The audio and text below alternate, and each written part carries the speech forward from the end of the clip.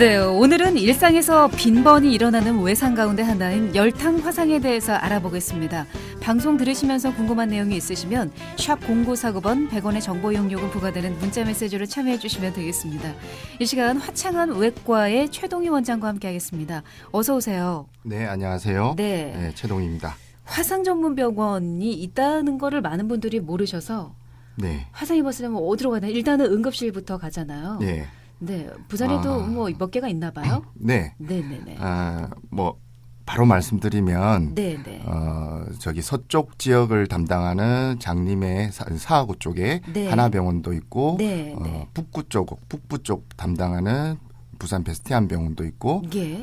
이제 동부 쪽 저희 이 병원 화창외과가 있는데 네네. 그 외에도 곳곳 응급실에서도 다 진료는 가능은 합니다. 네. 그런데 이제 문제는 이런 특화된 병원이 있는데도 사고 당시에 그런 정보를 바로 알기가 힘든 게 그 상황에서는 그렇습니다. 그렇죠. 그래서 실제는 119나 인터넷 그리고 지인들 소개로 병원을 찾게 되는데 여기서 119 문의를 하는 것이 아주 중요합니다. 네네네. 꼭 기억하셔서 네. 119에 문의를 하시고 예. 처치를 하시면 됩니다. 예, 알겠습니다. 네. 오늘 주제가 열탕 화상인데요. 네. 열탕 하면은 왜 사우나 가면 목욕탕 가면은 열탕, 온탕, 냉탕 이렇게 돼 있잖아요. 네. 열탕은 진짜 뜨거워요. 네. 뜨거울수록 어머니들은 좋아하잖아요. 되게 40도가 이제 넘어가게 됩니다. 네. 근데 그 열탕을 포함해서 열탕 화상이라는 게 좀 광범위한 그렇죠. 그 내용이죠. 예. 보통 이제 화상 종류가 불 보통 네. 이렇게 생각을 많이 하십니다. 그렇지만 뜨거운 고체도 있고 뜨거운 액체도 있고 기체도 뜨거운 있고. 기체도 있습니다. 그렇습니다. 그래서 뜨거운 액체에 관한한 것은 모두 열탕 화상이라고 보시면 됩니다. 네. 그래서 단순 물도 있을 수 있지만 이 점성이 점점 더해지는 기름도 있고 고체가 녹은 상태 그런 성질에서 또 열탕 화상을 입게 될 수도 있습니다. 네. 그래서 일상생활에서는 아주 많고 다양한 곳에서 이런 열탕 화상이 사시사철 그 통계를 본다면 가장 많이 나타나는 게 현실입니다. 제일 많이 나타나는 게 네. 열탕 화상이군요. 또 우리나라는 끓여 먹는 음식 문화가 많지 않습니까? 그렇죠. 네, 국이 음식마다 매번 올라오죠. 그리고 음식점에서도 탕의 종류가 아주 많습니다. 네, 네. 그리고 이걸 직접 뜨겁게 끓인 직후에 바로 테이블 위에 올라오게 되고 뚝배기에 그냥 뜨거운 거를 그대로 그렇죠. 올려주잖아요. 그리고 어떨 때는 버너를 올려서 직접 맞아요. 끓여서 드시기도 합니다. 이렇게 무심코 한 행동에서 사고의 위험은 높아지지만 그 사고를 한 번이라도 당하신 분이라든지 이런 화상을 관리하신 분들은 그게 정말 위험하다는 것을 알고 있습니다. 네네. 그리고 남녀 성별 비율에서도 보시면 여성과 소아의 경우가 가장 많는데 이 네. 열탕 화상이 이거는 생활 습관에서 뜨거운 물을 다루는 상대가 여성이 많다라는 점과 또 실수 부주의가 많은 게 유소화라는 거죠. 네, 그게 네. 원인이 될 수가 있습니다. 이게 온도가요. 뭐 이 네. 정도면 괜찮은데 해도 네. 접촉 시간이 길면 예. 화상을 입을 수 있는 걸로 알고 예, 있는데요. 그 점이 가장 중요합니다. 예, 예, 예. 물 온도가 높은 게 우선은 제일 중요하겠지만 그것을 빨리 대처를 해서 그 접촉을 짧게 해야 됩니다. 네. 예를 들어서 우리가 정수기 물이 보통 70도에서 80도입니다. 그게 1초만 되어도 네. 3도 화상, 그래요? 깊은 화상을 입을 수 있다고 합니다. 네. 그러면 이제 60도 정도, 조금 더 낮은 온도였다 하더라도 한 10초 그 정도만 되면 또 화상이 됩니다. 네네. 그러니까 이 접촉 시간을 줄이기 위한 노력을 바로 즉각적으로 하는 게 가장 중요하고 예. 그렇지 못했을 때는 예를 들어서 옷을 입고 있었다. 젖은 옷이 그대로 방치가 되었다. 그러면 그 부위는 접촉 화상의 그런 현상이 다시 추가적으로 나타나서 예. 상처의 깊이가 더 깊어지죠. 네. 네. 다시 말씀드리면은 그 왜 우리 목욕탕 가면은 열탕 있잖아요. 네. 온도가 상당히 높은데 그렇죠. 여기 오래 들어가 있는 게 이렇게 좋지는 않을 수도 네. 있겠습니다.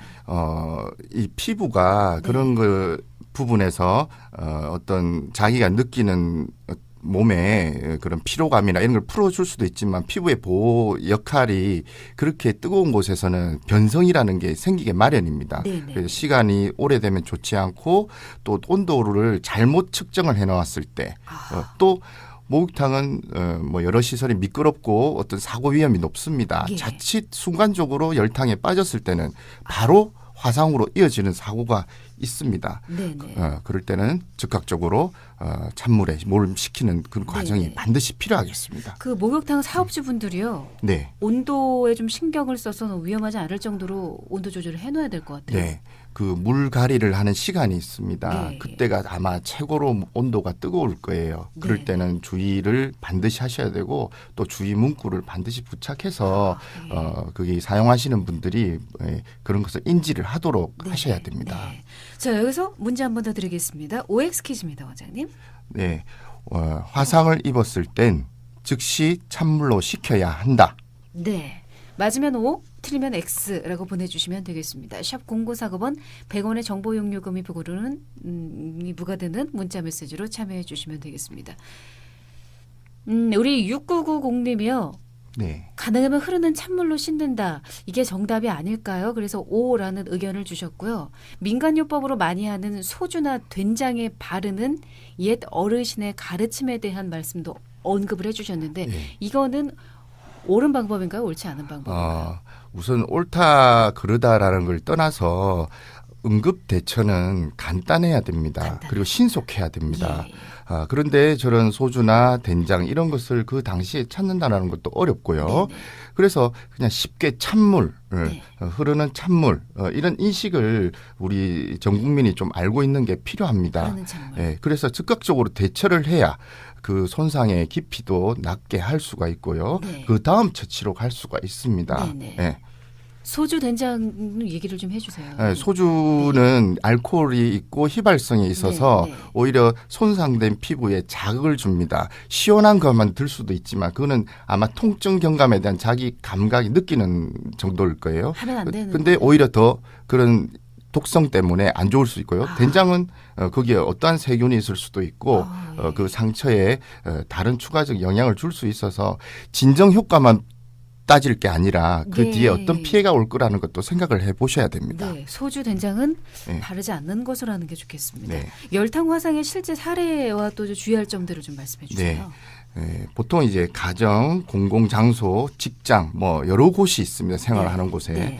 가정에서는 부엌에서 조리할 때 끓인 물, 구, 뜨거운 기름, 또 차를 마실 때, 또 집에 있는 정수기, 정수기 물 아까 말씀드렸죠. 70도 정도이기 때문에 주의해야 되고 또 집에 가정에 주로 계신 여성분, 또 소아들 이런 부분에 대해서는 일상의 교육이 반드시 필요하고 인지를 하고 계시는 게 좋고요. 공공장소에도 많습니다. 편의점 온수 되게 뜨겁습니다. 예. 그리고 정수기도 많이 배치가 되어 있고 맞습니다. 또 식당 아까 말씀드렸듯이 식당의 음식 이 모든 이런 생활 문화에 관해서도 주의를 하셔야 됩니다. 네네. 제공자도 이 부분에서 주의를 하셔야 되고 예. 사용자도 반드시 알고 계셔야 됩니다. 네. 그런데 이제 산업체에서 열탕 화상은 문제가 될 수 있는 게 이게 네. 이 뜨거운 물에 몸이 푹 빠진 그런 사고라든지 네네. 아니면 수증기 물 이런 게 폭발하는 경우가 많습니다. 네. 이런 상처들은 다발적 화상이 보이게 되고 또 어떤 경우는 광범위 열탕 화상으로 넘어갑니다. 네. 이것은 중화상으로 바로 진행되기 때문에 응급 조치와 화상 치료 기간의 집중 치료가 결국은 필요하게 됩니다. 네. 불이 아니라고 안심하셔서는 절대 안 되고요. 안 돼요. 물이 100도 이상 경우가 많기 때문에 네. 그 관리자들은 이런 안전사고의 대처 요령 그리고 교육 시설 이런 부분에서 미리 준비를 해두시고 한시라도 경각심을 늦추어서는 안 됩니다. 예. 그리고 또 한 가지 더 말씀드리면 차량 정비 네. 우리 라디에이터 물, 뭐 냉각수 물 이런 거 들어보셨죠? 네네. 예, 거기 물이 상당히 뜨겁습니다. 100도 이상이 됩니다. 네. 손에 보호장갑을 끼더라도 화상으로 바로 이어집니다. 네. 차 정비하시는 분들은 반드시 그런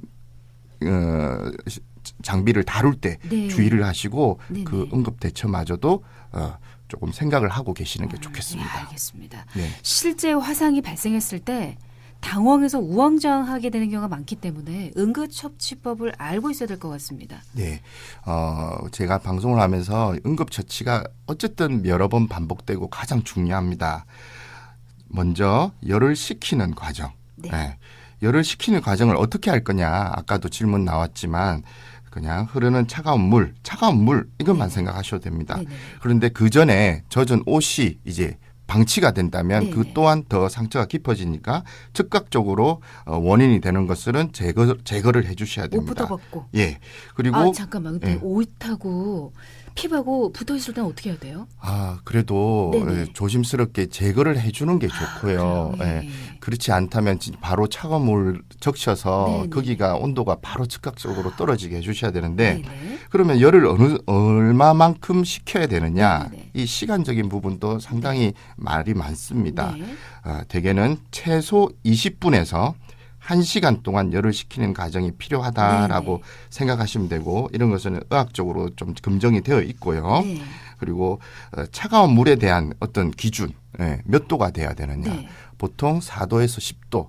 10도 전후 뭐 그냥 편하게 수돗물 틀었을 때 차가운 물도 괜찮고요. 얼음물은 아니네요. 얼음물은 되게 이제 저체온증이라는 합병 후유증이 또 따라올 수가 있어요. 네네네. 뭐 애들 네. 물 열 식힌다고 얼음을 오래 대고 있으면 애들이 부들부들 떨면서 네네. 오히려 더 한기를 느끼고 몸에 염증 반응이라는 게 진행할 수가 있습니다. 알겠습니다. 이런 저체온증도 조심하셔야 되고요. 네. 이제 병원에 오시게 되면 그런 시간적인 부분과 또 병원에서도 추가적인 쿨링 패드를 이용해서 환부를 안정을 시키는 데 노력을 하게 되고 예. 결론은 20분에서 1시간은 꼭 하셨으면 좋겠습니다. 네. 자, 오늘 퀴즈 문제는 화상을 입었을 때 즉시 찬물로 식혀야 한다. 이 말씀은 그러니까 맞는 말씀이네요. 네, 정답입니다. 네, 알겠습니다. 네. 정답은 O였습니다. 오늘 도움 말씀 최동희 원장과 함께했습니다. 고맙습니다. 네, 감사합니다. 네, 전하는 말씀 듣겠습니다.